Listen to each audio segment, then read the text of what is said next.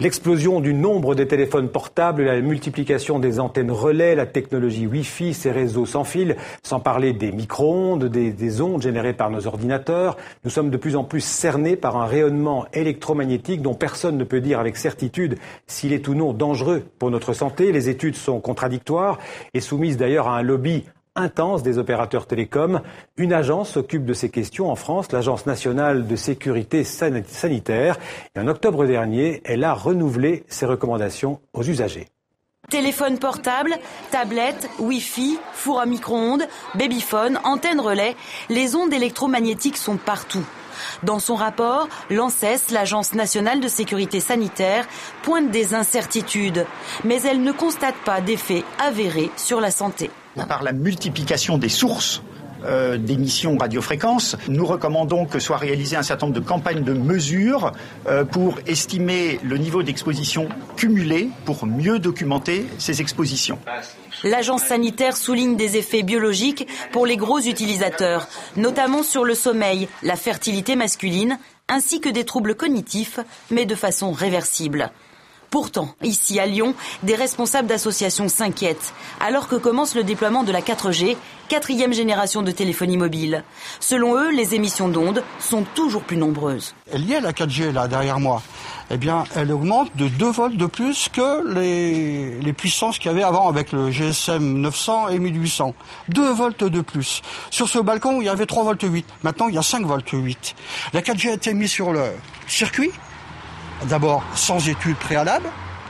Voilà, on envoie des ondes plus fortes sur les gens. Dans le doute, l'Agence de sécurité sanitaire appelle à limiter les expositions.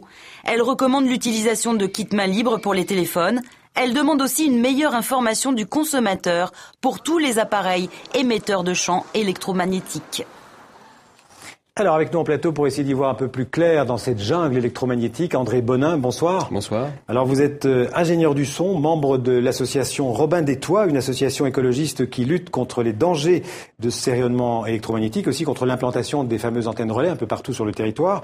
Vous êtes vous-même électro-hypersensible, vous allez nous en parler dans un instant. Et puis au téléphone avec nous depuis Clermont-Ferrand, Gérard Ledoy. Bonsoir Gérard Ledoy. Bonsoir. Vous êtes professeur de biologie à l'université Blaise Pascal de Clermont-Ferrand et vous êtes un spécialiste de biologie moléculaire et membre de la Fondation Santé Radiofréquence. Il faut aussi préciser que l'unité de recherche sur les tumeurs que vous dirigiez a été, je crois, dissoute par l'université de Clermont-Ferrand. Pourquoi d'ailleurs cette dissolution, Gérard Ledoy ? Ça remonte, disons que l'unité n'a pas été renouvelée en 2008. Il y a un renouvellement tous les 4 ans. C'est parce que vous faisiez... Et on avait plusieurs thématiques. Ils ont trouvé que ces thématiques étaient... On travaillait sur les antitumoraux, sur les ondes et sur les pesticides. Ils ont trouvé que c'était des thématiques qui n'avaient plus lieu d'être. C'est le ministère qui a entraîné cette dissolution. C'est un renouvellement ministériel. Ce qui veut dire que vous gêniez peut-être pas mal de gens ? Je sais pas, c'est possible, on dirait, je ne sais pas. D'après... Vu la suite des événements, il semblerait que certaines recherches déplaisaient, quoi. Alors, André Bonin, vous êtes allergique, je le disais, aux ondes. Vous ne prenez plus le métro, qui est équipé d'antennes relais. Expliquez-nous un peu comment vous avez découvert votre hypersensibilité aux ondes magnétiques. C'est après, ça commence en 2006, après avoir utilisé un téléphone mobile pendant une dizaine d'années. Raisonnablement, et des échauffements et des douleurs à l'oreille commençaient à apparaître. Ça, c'est les premiers symptômes. Au moment où j'approchais le téléphone en communication du cerveau. Ça commençait à être gênant, ça s'est un petit peu aggravé, j'y ai pas prêté franchement tellement attention, malheureusement. J'ai eu ensuite une installation d'antenne relais en face de chez moi pour la 3G, la 3e génération de téléphonie mobile, qui a été activée en même temps aussi qu'une autre sur le toit. Il y a eu une espèce de synchronisation comme ça, malencontreusement, et le Wi-Fi chez moi. Donc en l'espace de quelques semaines, quelques mois, ma situation s'est complètement dégradée et j'ai senti les symptômes que je comprenais pas au départ. Perte d'équilibre, vertige, perte du sommeil, des troubles de concentration, perte de mémoire, ça a été assez fort. Par exemple, vous êtes sûr de ce diagnostic, ça a été confirmé par des médecins? Ça a été confirmé, ça a été confirmé avec pas mal de tests qu'on a fait sur moi et sur d'autres. Beaucoup de personnes ont été testées maintenant. Il y a des marqueurs biologiques spécifiques qui sont maintenant indiscutables. Et il y a aussi l'électroencéphalogramme et alors des variations du rythme cardiaque aussi sur certaines études. Mais moi, j'ai pratiqué des tests sur l'oxygénation du cerveau, qui démontrent vraiment clairement la relation relation de cause à effet. Vous estimez que ces ondes, pour vous êtes aujourd'hui malade, c'est une vraie maladie qui n'est pas reconnue d'ailleurs par la médecine en France. C'est pas reconnu, disons qu'il n'y a pas de reconnaissance, on va dire, administrative comme étant un handicap. C'est un handicap qui n'est pas reconnu. C'est une maladie, moi j'emploie pas ce terme-là parce que je ne suis pas malade. Quand il n'y a pas de champ électromagnétique, j'ai pas de problème de santé, je vais très bien. Par exemple, donc ici, ça veut dire, vous ressentez là je suis arrivé j'étais obligé de prendre un transport, malheureusement j'ai pas fait ce que je voulais tout à l'heure, je suis venu par un transport en commun un taxi, dans lequel il y a pas mal d'ondes en fait. Ici il y a beaucoup d'écrans. Donc ici je me rends pas compte si c'est pire qu'à l'extérieur ou pas. Je suis déjà dans un état un petit peu, j'ai du mal à me concentrer, mais ça va bien se passer quand même. Alors Gérard Ledoy, les ondes elles sont partout, je disais tout à l'heure les portables, les Wi-Fi, les Bluetooth, les antennes relais, on a parlé des antennes 3G, bientôt le 4G, les ordinateurs, les télévisions, même les fours à micro-ondes. Que disent les études scientifiques? Est-ce que c'est dangereux ou pas dangereux finalement? Et on ne peut pas parler de ça en ces termes-là. Le danger, vous savez, il est partout. Le tout, c'est de savoir le gérer. Et le problème qui est posé, c'est que c'est un problème de sensibilité de chacun à ces ondes, en sachant que on ne connaît pas exactement le fonctionnement on ne connaît pas exactement le fonctionnement. Tiens, vous me voyez? Non, mais on vous entend en tout cas, on vous entend. Ah, d'accord. On ne connaît pas exactement le fonctionnement en fait de ces rayonnements, comment ils interviennent sur le vivant. Ce que l'on peut dire actuellement là, en 2014, c'est qu'il y a sur ces 4 dernières années, d'après le rapport de l'INTES, au moins 50 études qui montrent un effet biologique, notamment un effet biologique sur le sommeil, un effet sur la physiologie nerveuse, et tout ceci, bien sûr, est en rapport avec la sensibilité de certaines personnes au rayonnement électromagnétique. Donc, Gérard Ledoy, il y a énormément d'études, mais on n'en tient pas compte, apparemment. Eh bien, on n'en tient pas compte parce qu'on joue sur les mots en disant, oui, ce sont des effets biologiques, qui sont maintenant, moi, je considère avérés, mais ce ne sont pas des effets sur la santé. Ouais. Et le problème, c'est de savoir à partir de quand on verra ça. Sur la santé, vous savez, les UV, avant que ça ait des effets sur la peau, il faut attendre 20 ou 30 ans, et ce sont d'autres rayonnements. Et moi, je me dis qu'il faut attendre 20, 30 ans avant d'avoir qu'il y ait suffisamment de gens malades pour... Alors, sans vouloir affoler tous ceux qui nous écoutent et qui nous regardent aux 4 coins du monde, on pense qu'il y a de vrais risques pour le cerveau. D'ailleurs, l'OMS, qui est l'Organisation mondiale de la santé, donc c'est pas des amateurs, ils affirment que ces ondes pourraient être dangereuses et peut-être même cancérigènes. Alors, elles sont potentiellement cancérigènes. En effet, là, en biologie moléculaire, donc sur le biologie cellulaire, on a montré qu'elles entraînent des états inflammatoires, dans certains, qui dépendent du tissu, qui dépendent des organes, et qui dépendent aussi de la fréquence, qui dépendent de beaucoup de paramètres qui n'ont pas ou peu été étudiés, et qui entraînent donc un risque de tumorisation.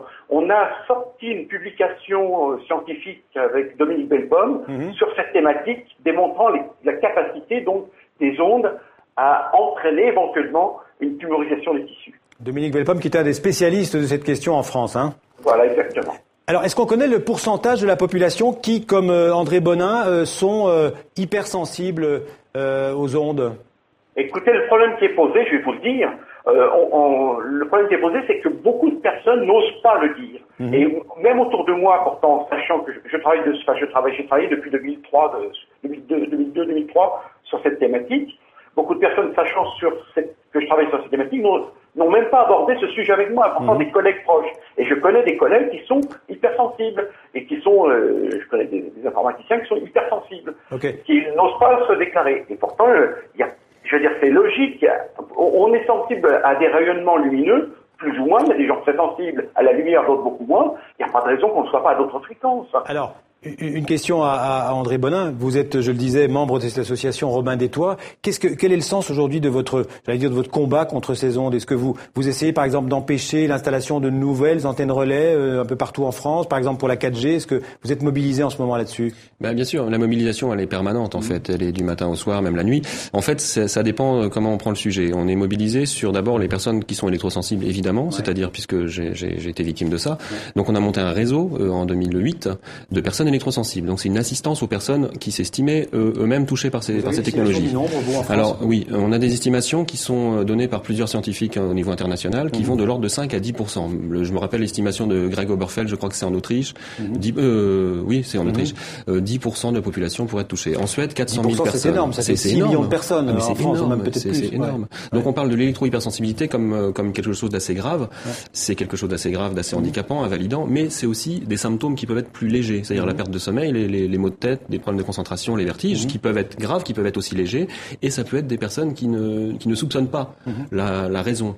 C'est-à-dire que quand on débranche le Wi-Fi, quand on arrête l'utilisation du téléphone pendant une journée ou deux, qu'on n'est pas devant une antenne relais, qu'on n'est pas exposé finalement, ça va mieux. Est-ce que ça va mieux ? Voilà, les personnes qui ont ces symptômes devraient se poser la question. Quand on répond par oui, on peut de nouveau aller plus loin et faire des investigations plus profondes. Alors pour l'association, vous me posez la question, le réseau EHS, EHS électro-hypersensible, on l'a monté il y a des années, il a permis maintenant des fédérations nationales. Donc il y a plein de mouvements maintenant d'électro-hypersensibles en France, de personnes, enfin électrosensibles, c'est pas une catégorie de la population différente. Électro-hypersensible. C'est le syndrome d'intolérance au champ électromagnétique. Ça regroupe plus de monde que les quelques cas isolés auxquels on pense. Et donc ces personnes sont en train de se regrouper. Il y a un groupe qui est en train de se faire un recensement national sur le site internet. Il y a un site qui s'est monté, une terre pour les EHS, une terre pour les EHS. Et les électrosensibles se recensent sur ce site. Donc les personnes qui n'osent pas dire ou déclarer, ils peuvent au moins se déclarer de cette manière-là. Et on aura peut-être une idée. Vous rappelez quelque chose de possible. Une terre pour les EHS. Une terre pour les EHS. Alors il y a une nouvelle loi qui vient d'être adoptée cette semaine en France. Par l'Assemblée nationale. Alors c'est une loi très prudente. Pas de Wi-Fi dans les crèches, pas de pub pour les tablettes aux moins de 14 ans. La loi demande aussi un rapport au gouvernement concernant le rayonnement des ondes. On peut faire mieux ? Bah oui, même on a fait mieux dans le passé, mais enfin maintenant les lois ne sont pas passées. Voilà, depuis 2005, depuis même 2002, si je me souviens bien, il y a eu des propositions de loi dans ce sens-là. À chaque fois, elles sont toutes retoquées, elles sont balancées, on ne les étudie pas, ou alors on les amende tellement que c'est pas possible. Donc là, en effet, il reste pas grand-chose. Maintenant, ce qui reste dedans, on peut pas dire que c'est pas une avancée, puisqu'il y avait rien. En fait, la réglementation et les normes sont tellement obsolètes et tellement monstrueuses actuellement que on peut pas dire que c'est pire qu'avant. Donc il y a un petit progrès. Voilà. Alors interdire le Wi-Fi dans des écoles maternelles et des crèches. Ça paraît délirant. Évidemment qu'il faut étendre ça. Les enfants, évidemment, ils n'ont pas besoin de Wi-Fi dans une crèche. Qu'est-ce qu'il faudrait faire en plus que ces petites avancées? Il y a un gros problème d'information des populations. Parce que quand on sait exactement à quoi on peut être soumis, c'est-à-dire chez soi, un téléphone sans fil à la maison, personne. Maintenant, beaucoup de gens le savent. Ce téléphone-là est une antenne relais dans le domicile. Le téléphone fixe, qu'on appelle le téléphone fixe. Il n'est plus filaire, il est sans fil. Il émet 24 heures sur 24, même quand on l'utilise pas. Le téléphone ou la borne qui sert de recharge? Qui sert de recharge, en fait, émet 24 heures sur 24, sauf quand on a le moyen de la désactiver pour certaines références seulement. Donc il y a des téléphones qui rayonnent plus que d'autres. Voilà, on n'est pas égaux là-dessus. En général, ils rayonnent tous. Alors faut informer là-dessus. Une fois que les gens ont l'information de ça, ils peuvent au moins réduire leur dose personnelle et régler leur environnement. Je vais me retourner encore rapidement vers Gérard Ledoy parce que le temps passe très vite. Gérard Ledoy, ça veut dire qu'il y a énormément de lobby des groupes de télécoms en France qui essayent de protéger leur marché.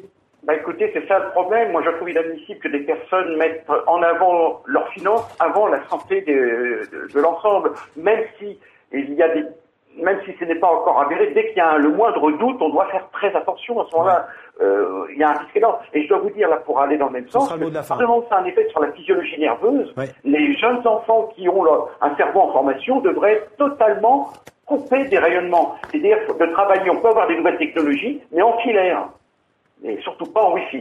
D'accord. Merci Gérard Ledoy d'avoir été avec nous depuis Clermont-Ferrand et merci à André Bonin aussi d'avoir été sur le plateau. Un mot de la fin peut-être? Oui, en fait, vous parlez du lobbying, c'est important de signaler quand même qu'il est organisé depuis de nombreuses années et qu'on a des documents là-dessus et qu'on peut consulter le site Robin des Toits aussi où on verra que les documents sont très intéressants sur le pourquoi ce flou scientifique. Sur votre site. Merci en tout cas d'avoir été notre invité ce dimanche. Merci.